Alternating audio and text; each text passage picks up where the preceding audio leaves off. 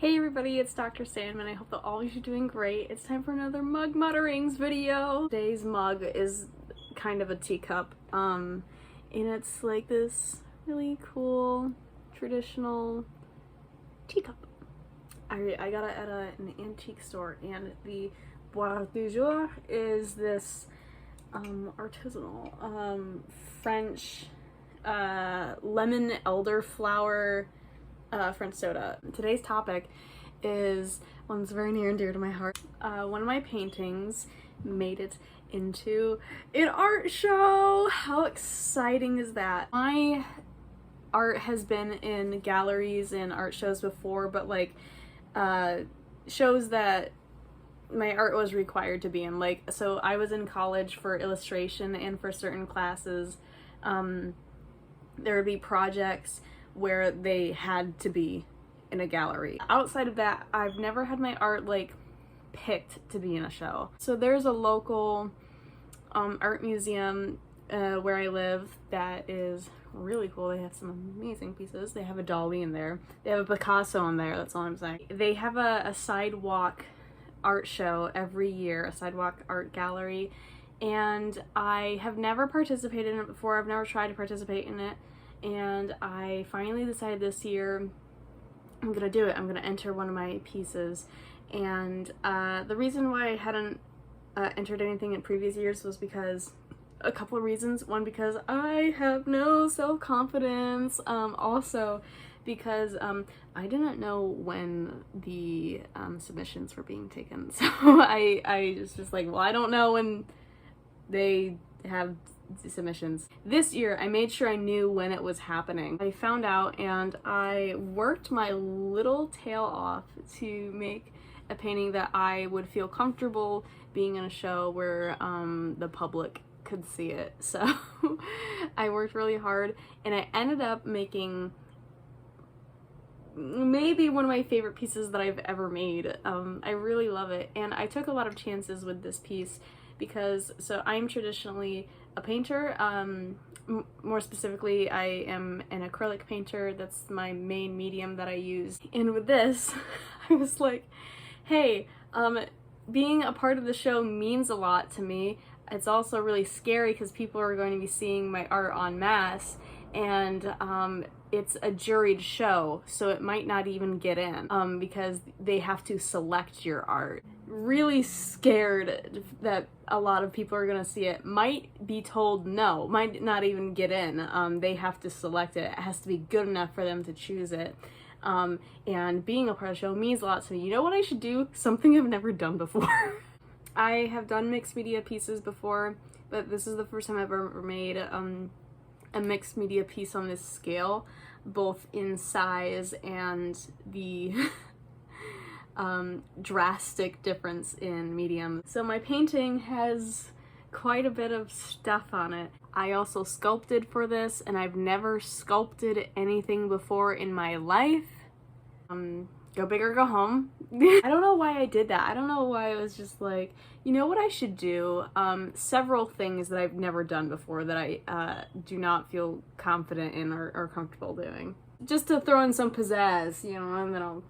That was the scariest part, I think, was sculpting things, because I've never sculpted anything before. I have no experience with 3D art whatsoever. I was making great decisions, naturally. The piece I decided to make is called Les Oiseaux Chanteurs, which in English means songbirds.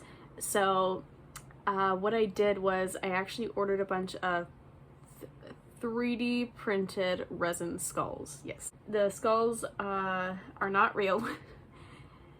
Not putting real animal bones in my art. What is real in the painting, though, is a tooth. There's a human tooth in the painting. There are some things in there that I've been told look very realistic. They're not real. I have a fake cigarette there that I sculpted and painted myself.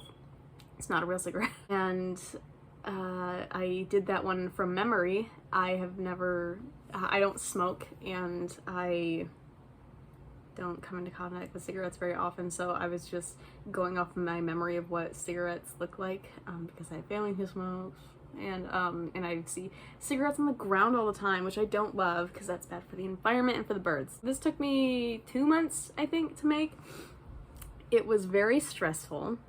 I had a lot of things going on in my life outside of working on this piece. Right as I was about to begin it, I got really sick too, fighting against the clock to make this piece. So the reason why I called it Songbird, so the whole concept for this painting I did not even touch upon. So this painting, allegedly, I have synesthesia. If you don't know what synesthesia is, it's basically when there's a cross-wiring in the brain, and when you experience one of the five senses, you simultaneously experience another. So like you can hear flavors that you can taste, or you can smell colors. For me, which I think is the most common type of synesthesia, it's you can hear colors. So certain sounds have colors and textures to me, and it also like manifests in other ways, like you think that certain numbers have human personalities, you associate colors with days of the week, so it manifests in other ways, but like that's like the easiest way to explain it. It's strongest with music. That's why I think it's allegedly, because so like when someone's talking, I'm not experiencing a color the whole time that they're talking. So it's not immediate, which is why I think I might not have it, because it's not immediate and it's not constant. I might also just be blocking it out, but I don't know. But it's strongest with music. So when I hear music, I hear very specific colors and textures and shapes as well. So I chose to make a painting that is all of my favorite color palettes and textures and images that I hear when I hear certain music. So I picked the ones that were the strongest, that I could experience the most intensely, and I also picked ones based on my favorite kinds of music and the colors that come to mind when I hear that music. So I divided it into squares, I think 12 squares, so they're each inspired by a different kind of music. Some of them are inspired by one singular song. Actually, I think there's only one on here that's inspired by one singular song, and the rest are either inspired by entire genres or a select number of songs that that may not necessarily sound similar to each other, but they evoke the same color palette to me. So they're similar in that regard. They said on the application what day you would hear back. In the entire day of the date that they said that they would notify the artist, I didn't hear anything. No one called me, and I didn't get any emails. So I called the next day. I said, "Excuse me, what happened?" And they said, "Oh, we sent it out." I was like, "Oh, like in the mail?" And they said, "Yes, you should get it by tomorrow." I said, "Okay, lit, thanks." I got it in the mail, and it said I did get it. And the opening day of the gallery happened. Everyone's art was so beautiful, and I'm going to show it in my July vlog. Yeah, July.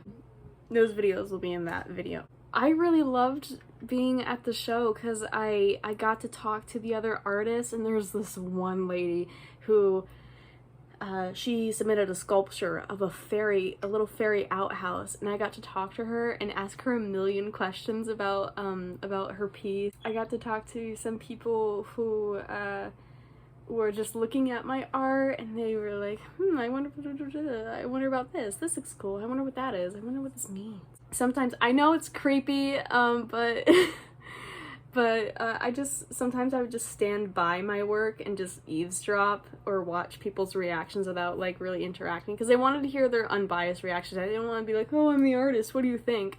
And I think my favorite reactions were kids. Kids were really excited by it. There was one little kid who he pointed at each of the boxes, and he was trying to, he obviously didn't know my intentions behind it. It's all based on music. So he was trying to guess what the themes of all the boxes were. And I love, even if they don't understand my intentions, I love getting to hear what other people think of my art, because because God knows I have a million opinions on other people's art, so I like to hear how other people interpret it. I want to hear how other people interpret it, because I think it's interesting how people can interpret one thing that people all experience the same way and they interpret it differently. I think that's really interesting. I don't know, man. I'm just really happy about it. One thing about it, one negative thing. So, I didn't use amazing glue for all of it. When I was actually taking it in to submit it, which by the way, stomach felt like it was gonna fall out of my ass when I did that. As I was taking it in, I noticed one of the small pieces on it, it was a little pill that I had made out of clay, was starting to fall off of it. It was literally hanging on by a thread. I was just like, no! No! That's not supposed to happen! But I didn't say anything. I didn't say anything to the museum, and I didn't say anything to my boyfriend who came with me to drop it off. I was just like, I'm not letting any more broken pieces manifest. I'm not speaking this into existence. And when I got to the show to see it on opening day, there were a couple pieces that had fallen off, and two of them were very important. One of them was the human tooth. I went to cast my vote, because you could vote on your favorites. So I went to cast my vote, and you got to vote for your favorite of each category. And I went up to the stand, and one of the administrators, he was like, hey, it's good to see you, because he's who I passed off my submission paper and the painting to, and he said, we have the pieces. I said, oh, you have them? They're not lost? He goes, yes, we have them in like a little baggie. He goes, like, one of the pills didn't even make it onto the floor. I pretended to be surprised, but I knew it was gonna happen. He goes, yep, so the tooth and there's another piece that fell off, and we have those for you. And I said, would it be okay if I reattached them during the show, during the exhibition? And he said, yeah, that would be fine. And so he brought them out to me, and then he said that they fell off, and he knew immediately that they belonged to my piece, because obviously they did. And one of the other people found the tooth, and they looked at him and they said, surely it's like printed or something, or this is sculpted. And he looked at them in the eyes and said, no, that is a human tooth. We cannot lose this. and he was telling me this, and I was just like, that's really funny. So that happened. So I reattached them. I went home and I brought back my super glue that day and reattached them. So for the rest of the show, the painting was fine. Then there was a ceremony to give out the awards for everyone who had won what was voted the best in each category, and I went, and I didn't invite really anyone except for my boyfriend, because all my friends are either live too far away so they can't physically make it, or they were busy doing something else, so I didn't really invite anyone. But my boyfriend's family actually came. His grandmother and his little sister showed up to support me, so that really meant a lot that they did that. My painting did not win any of those awards, but it's fine. And I knew that going into it, I was like, I don't even care if it wins, because it made it in the show, and that was like the biggest thing that I was ready to throw up about. Today, I went to pick it up. They handed me the painting, and they handed me the baggie, and he goes, oh, and your award's in there. I said, what? And he said, your award is in the baggie. And I looked, and there was a ribbon. There was a blue ribbon in it. And I was like, but I didn't win an award. And he said, you didn't win any of, like, the public votes, but, like, the jurors, the administrators voted for a favorite, and yours won. And I was like, why didn't you announce that during the award ceremony? And mine won juror's choice, and it wasn't in a specific category. So out of all the pieces in the whole show, mine won.